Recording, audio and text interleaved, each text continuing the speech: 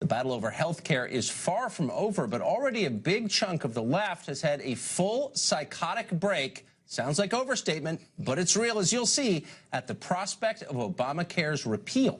Just yesterday, Andrea Mitchell of NBC went on Meet the Press and suggested the American Health Care Act was somehow a scheme by white men to destroy everybody else. Watch.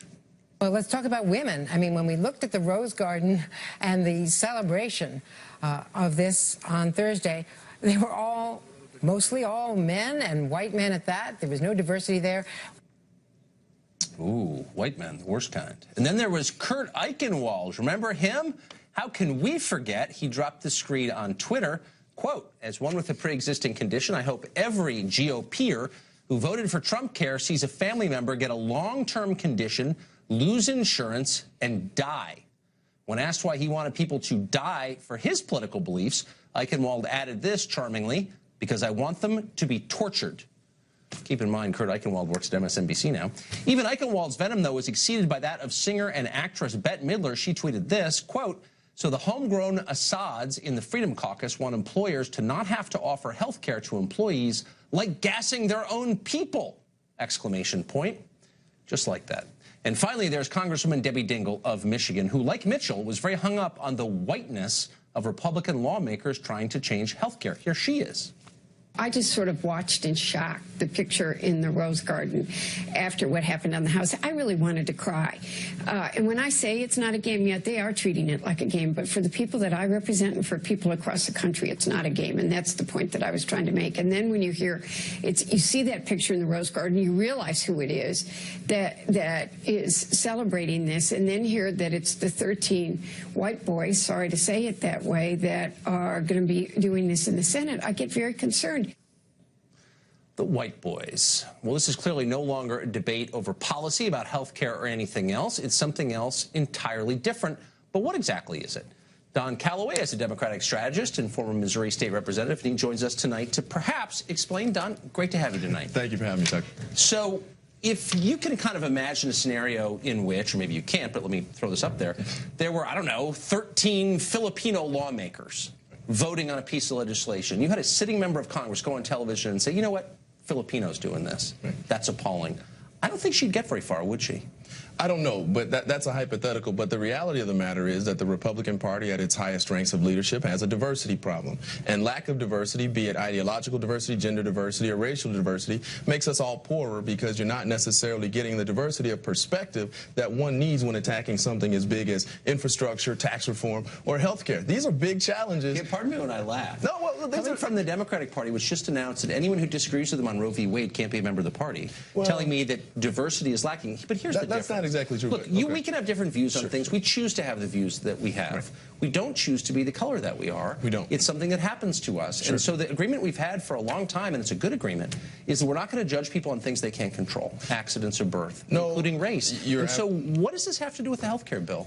The thing it has to do with the health care bill is that you don't choose to be white. I didn't choose to be African American, but you do choose who your party leadership is. Okay. And writ large, the Republican Party has chosen to have 13 white men in the room when creating a system that will control 1/5 to 1/6 of our nation's economy. That is a tangible choice made by the Republican Party. It's a tangible choice made by the Trump administration to have a room full of white men deciding on women's health. Well, I don't know. A room full of white men decided Obamacare. It was a majority white Democratic caucus that passed that bill. Yes, it was. Well, the Democratic caucus is majority white, but here's the but hold on. Why is that? And I'm not being, look, it's not about what color I am or what you are. It's about the principle that you ought to judge people for what they do and say, the decisions that you make, rather than by the color of their skin. But almost by the content of their character, you could say. So you could say. Why is it bad that these people are a specific color? Does that color make it hard for you to make wise decisions? No, it doesn't, but it represents a lack of diversity of perspective. And that lack of diversity of perspective, it's hard to think that they're making the best policy for our entire country. You and I live in Washington, D.C. We can't walk 6 blocks without seeing a variety of rainbows of shades of all different types of folks.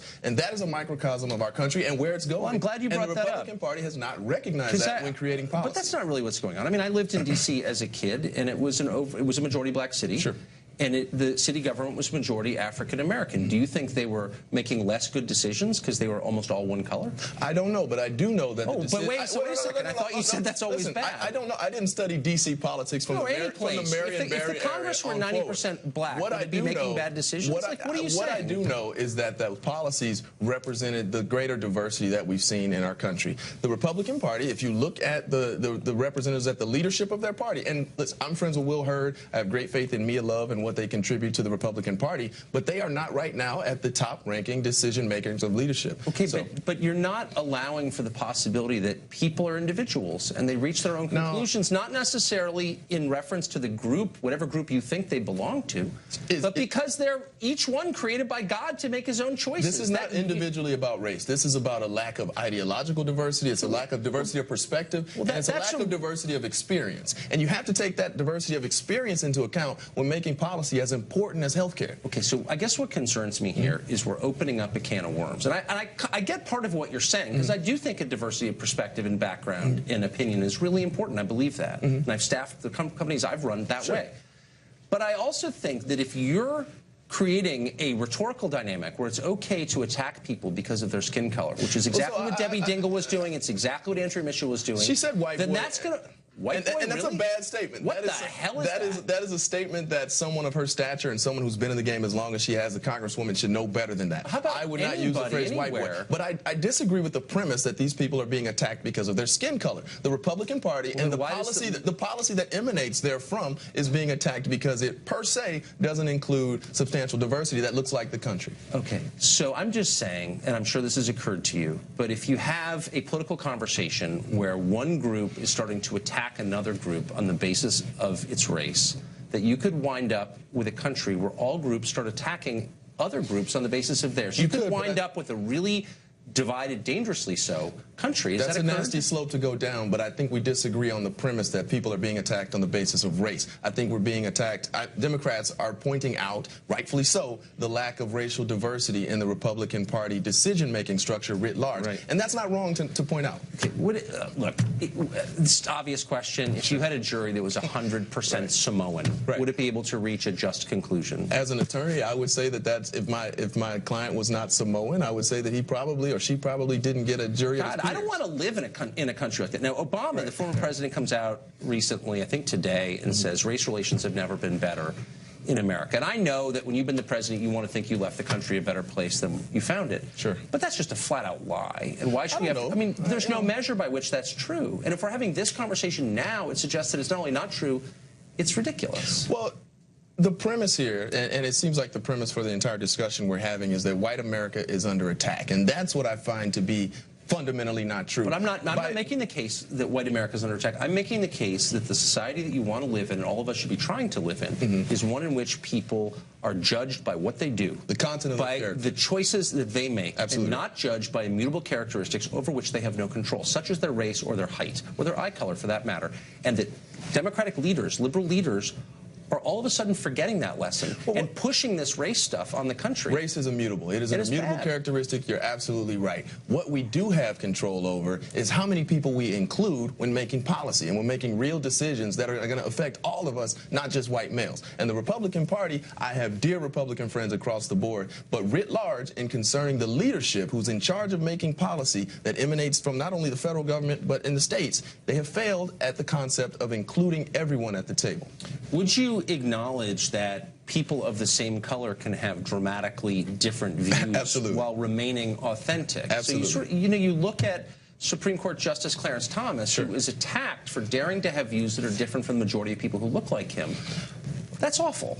I don't think he's attacked for daring to have views that are different from African Americans. You look at Senator Tim Scott, and he has the wide and broad respect of the African American community, and he is a staunchly conservative Republican. I've known him from years when he was in Columbia in the state legislature. So I think that Clarence Thomas is a very special case with the vitriol with which he's chosen to carry out a lot of his policies. And he's a hard man to understand.